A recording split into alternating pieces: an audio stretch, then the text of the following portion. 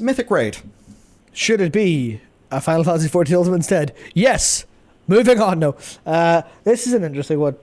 I don't really know how to feel about this just because I don't Mythic Raid, and I'm like, I don't see a world where I would with 20 players and being like a massive time ask out of your week. So the thing I think for a lot of people is, you could say, well, this is for true competitors. Yeah, like this is for the Olympians of video games. Now, Blizzard did that in PvP in Legion. They normalized people's stats, right? So it was way normalized, and the higher your item level was, like, there was a scaling on it, but the idea was level playing field. This is a fair fight.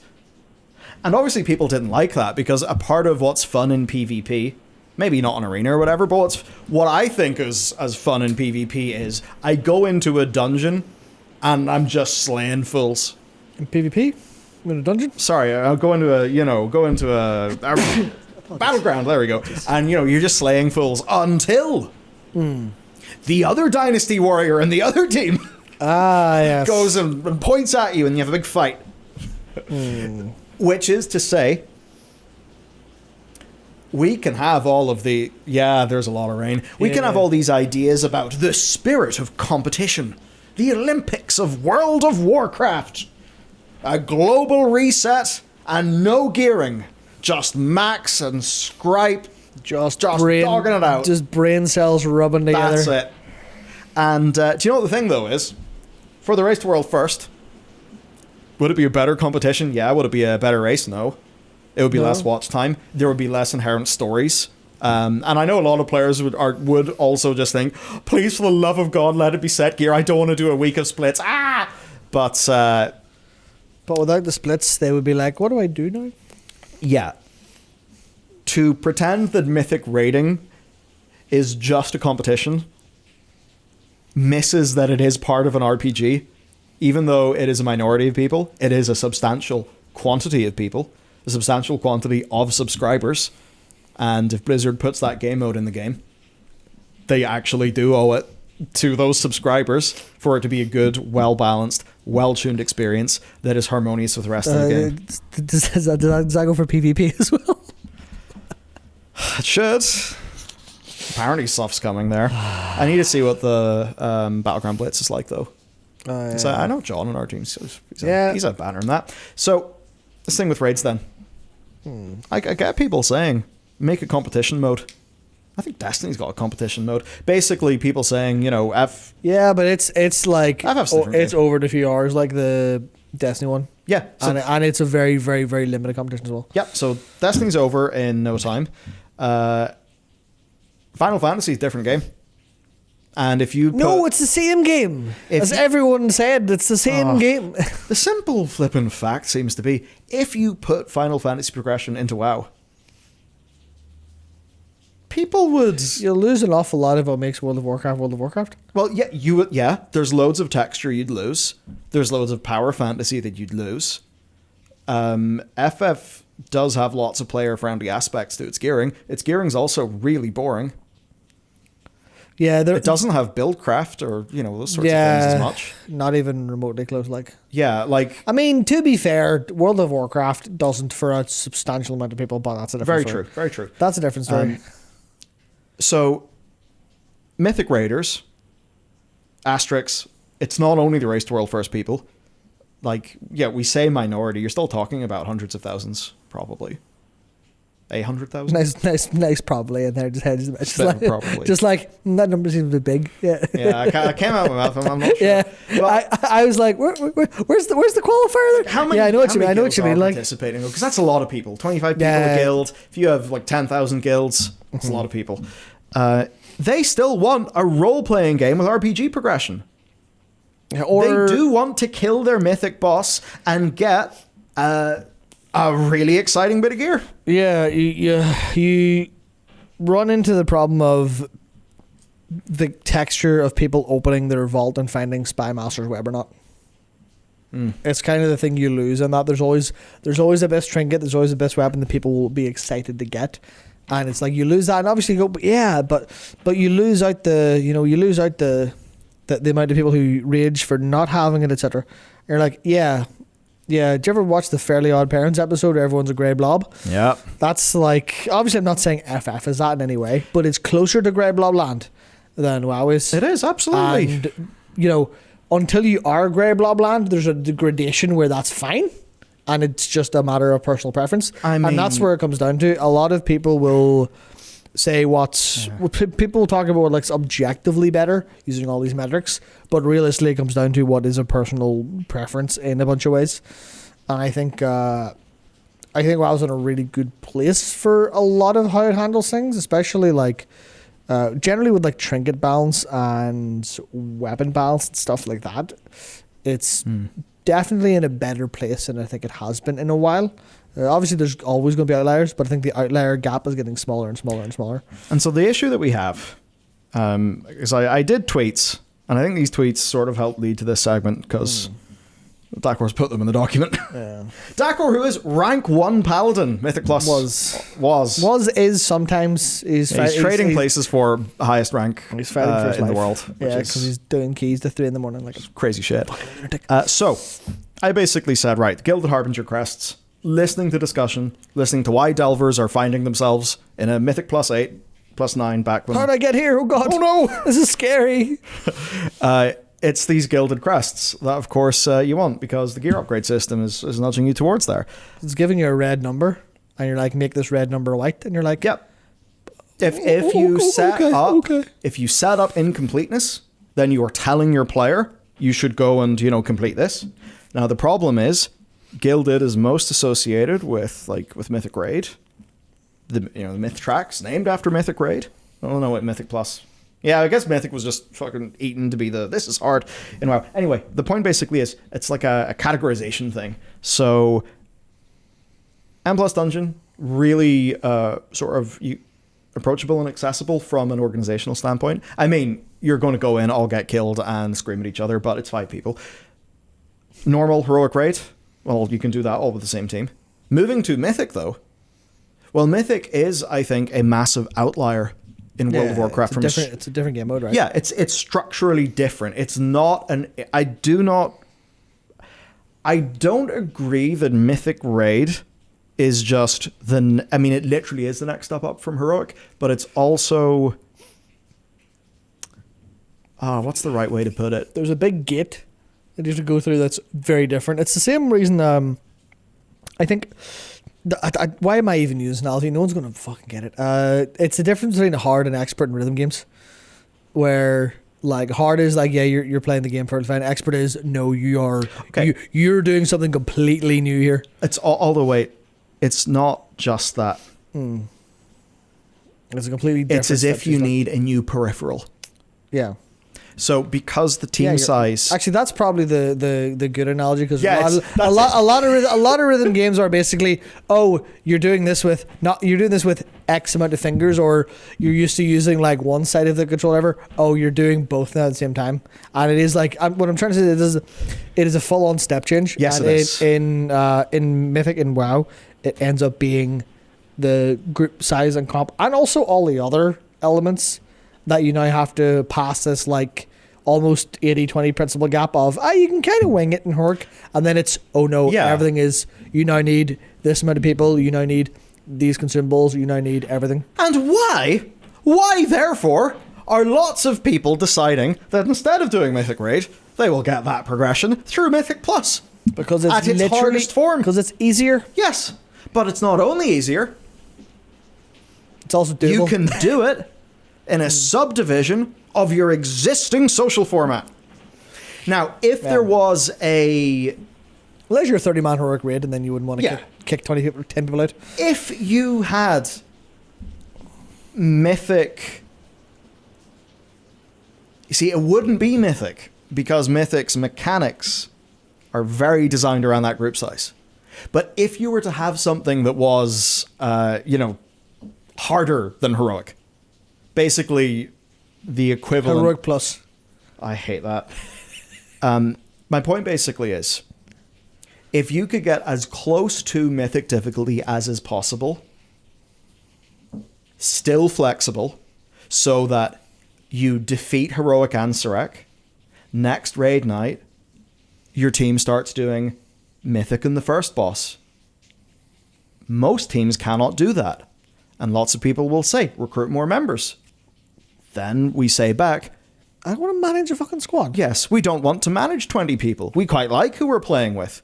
We have the healers, tanks, etc. that we need. Now, a Mythic Plus player does not have to structurally change the way they play the game in order to get the best whatever type of gear from Mythic Plus. Whereas in Raid, you do. And that means that for a heroic raid, or if you want to progress, you can't do that with a heroic raid. You need to do Mythic Plus to get the Gilded Crests. Yeah. And so that's where Mythic is a bit incongruent. And a lot of people would sort of then say, make it like the FF Ultimates, or just carve it off. It's some sort of challenge mode, whatever. But that would really screw over the existing player base for Mythic. And so Blizzard are in a really bizarre spot. And even within Mythic Raid, they've been in a strange spot, because you've got Mythic Raid as it launches on the first week. Yeah, Race to World First difficulty. Yeah, and then they nerf it. So you basically already have two versions of the Mythic Raid. You have Race to World First Mythic Raid and post Race Mythic Raid. The most extreme example being Zoval, but also no, Emirdrasil. Emirdrasil was was rock hard, and that was just it's like if you had to nerf the Mythic end boss and the few of the walls before him, if you had to nerf them so much, well, you just launched at two different difficulty levels. Yeah, you just didn't call them that. Yeah. And made it more work for yourself. So Mythic is in this really bizarre spot where it's not one gameplay mode. It's got different niches. It's got different niches within it. And the progression is structurally different to how it is in Mythic Plus, even though Mythic Plus eventually gets you to the sort of the same level of gear. And Mythic Plus is the only way that a heroic raider can progress into that territory of gear. I mean, sure, they could go and join a Mythic Raiding Guild, but what if, funny enough, in the MMORPG, they're playing with their friends, and they don't want to abandon their friends for a Mythic Raiding Guild? Friends? Mad, I know. Yeah. So this is the weird problem with the modern endgame. Now, back in my day, we had... You had multiple difficulty modes for different player counts, and they were all dog shit and never made sense. And it was great. Yeah. No, we had Heroic 10 and Heroic 25. Yeah, they were never balanced, not even once. Nope. Heroic 10 was always easier. Yeah. And that was... Well, it was generally easier. That's why Heroic 25 was the actual raid mode, like. Yeah, and whenever people thought about the Race to World First, they always thought about Heroic 25. Yeah, that was the one that 10 counted. was a wee mini game for babies, like. That's a bit much. Yeah, but you know what I mean. Obviously, I'm taking the piss for specific to sell. It was there's always going to be the one thing that's. I guess what I'm talking about is gear, though. Yeah. Because post Cataclysm, 10 and 25 had the same gear. They only had different levels of gear in Wrath. Right? So... That's why Kata was bad. Well, actually, yeah. Kata totally ripped the bottom out of raid difficulties and damaged participation and a whole bunch of stuff. Yeah. I mean, I saw that happen live in guilds at the time. So, what do you do? What do you do here? Well, you could... Nothing. You maintain the status quo because that is simple and easy and works. Probably. It's like, could there be an argument that there are, there's heroic, and then there's a difficulty above that that's basically mythic, and then there's the true mythic? See, the funny thing is, we literally already have that. It just isn't reflected in the gearing system. Yeah. Because of how the nerfs have ended up going. So, it is a bit of a mess. But it's absolutely a rock and a hard place, and you can see why Blizzard have found themselves in gridlock here. From a design perspective, if they are going to push the mechanics of their bosses as hard as they do in Mythic, doing that while also having scaling numbers of players is just not going to happen. It's as simple as that. It won't happen. There'll be a breakpoint. There'll be a more efficient way. You've got to do the Mythic Raid with 21 people because it's technically better. That'll happen. And the They don't, because obviously the first time you do that, you shatter guilds, you explode them. Mythic guilds, as soon as that number is changed, they are gone. Like, because that happened before. When they dropped from 25 to 20, and I think it, probably repercussions still. I wonder. There's always unintended consequences, Yeah. even flex. Yeah. One of the unintended consequences of flexible raiding was you could have lower performance people in your raid, and you could manage them via managing the bench. But then what happens is the average of your squad gets dragged down as soon as it's flex. Yeah. Because now there is no like selection criteria for the team. I'm not saying that's a good thing or a bad thing. It's just an example of I don't want to say it's a counterintuitive, but it's like something you'd only appreciate after the fix is there, and maybe you would have found a bit harder to predict. Yeah, so it's like, it's kind of awkward unless they introduce a Mythic flex mid step, but that's so unlike them. Mythic flex mid! So unlike them. Are you going to do Mythic, or are you going to do Mythic challenge mode locked 20? But then that's another thing they have to deal with. That's another thing they have to support, which at that point you go, well, is it worth the upside? If we make a Mythic flex, how many people are going to move from heroic to it? And that's a thing I think they just don't know. Just don't know. Yeah. We'll if they try it, we'll see. I don't know if they will. I think it's more likely we stick to the status quo until something major happens to rating. I think what we need, though, if that's to happen, we need to deal with the problem of people feeling like to progress they have to do Mythic Plus, even if it's not something they enjoy. Yeah, it's really annoying. Gilded crests have continually came up, like looking at online discussions, glancing through Reddit, gilded crests keep on coming up. How do we deal with this problem? Because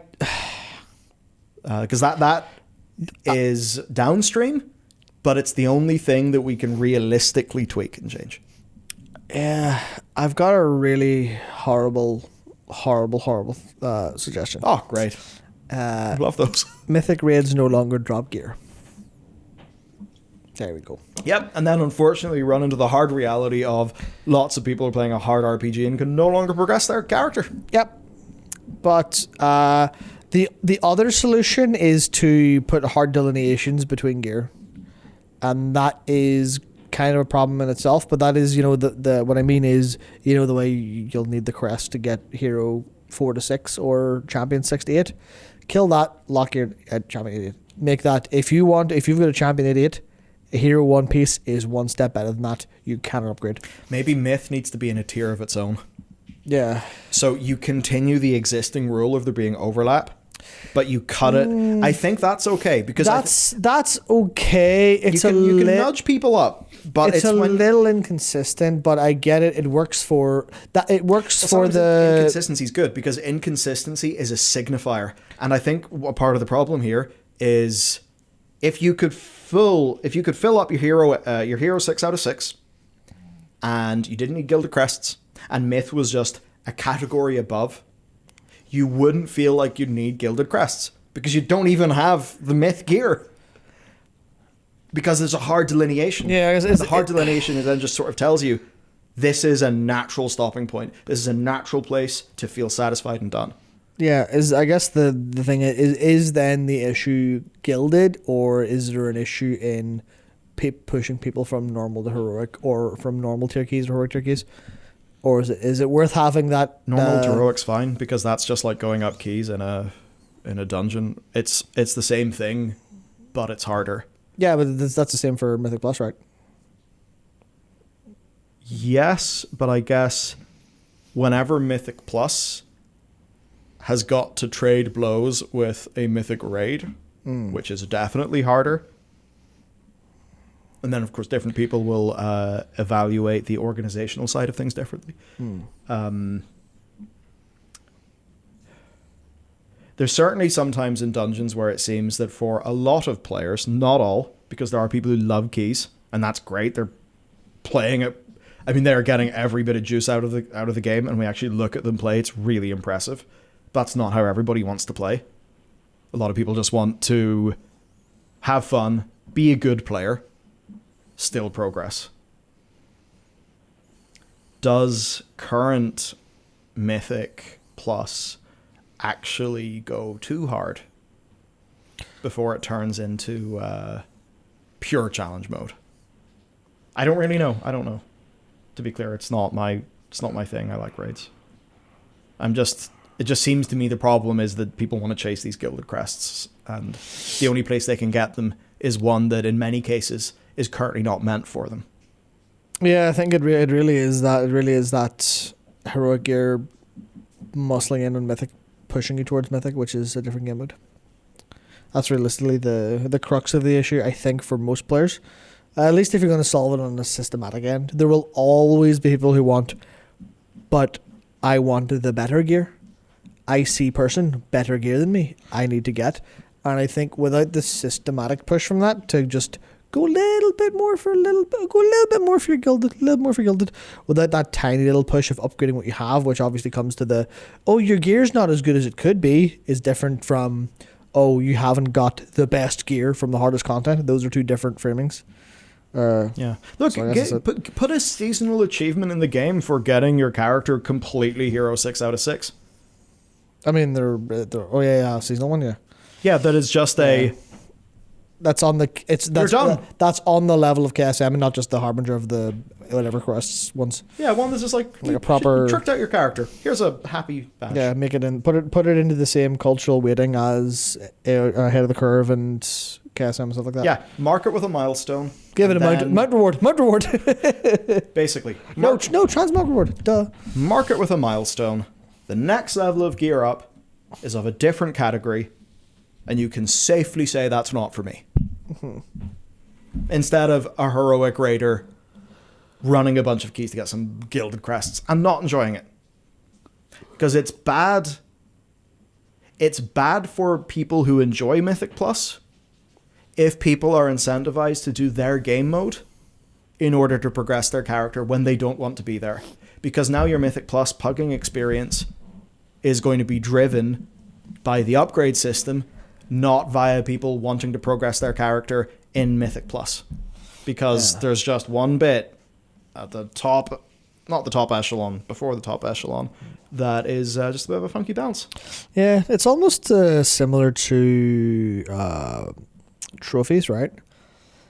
Where I think people, game developers have largely learned that trophies and achievements generally avoid, at least nowadays, generally avoid putting like extremely difficult trophies in there. Yes. Because they know that the people who want to do the very hard thing and the people who want trophies are often two very different categories of people. Yep. And there's a little bit of overlap, a little bit of bleed of, oh, someone will be pushed to try this harder content, but it's more likely that they'll be pushed to try different content. Or charity fraud. Oh, yeah, or that. Instead of going allegedly. Yeah. Instead of going for the, like, oh, we'll finish the game on, you know, super giga fuck you mode. You have to finish the game on whatever. Most of them recently have been, and that's been kind of actually a small frustration point for me. Because I find for a lot of games that are a little hard, I always like a little extrinsic nudge to do it. Or to stick with it when it gets frustrating, rather. And there's a lot of times where like games will not have that. I'm like, no, damn. Sometimes I stick to the harder mode, sometimes I don't. Just, which is just basically me saying I'm abnormal. I'm abnormal, and developers have learned to stop catering to me because I'm a weirdo. I think, yeah, there's a degree of our understanding of reward psychology is way better. I think another thing is a lot of behavioral psychology has suffered from p-hacking a lot. Suffered from bits of academic fraud a lot as well. Don't hack my P, no. It's a bit of a tricky field. But I think enough progress has been made. There's enough real life data that we just maybe have a bit more of a perspectived view because of time. And it's very easy, I suppose, for systems thinking, number focused game designers to lay everything out in that way. And if you're going to do an achievement, it seems really obvious that you should have an achievement for the hardest thing in for your the game. Achievement. Make an achievement for the achievement, yeah. But then the thing as well, actually, the people who engage in that system are of a different player type. Yep. And then it becomes a case of, oh, well, we should be pragmatic then. And we should, follow our player psychology. Well, I guess that's the sort of thing that the industry's learning, and WoW is just having a bit of a struggle with water and oil not mixing here, even though it's all going through the same system.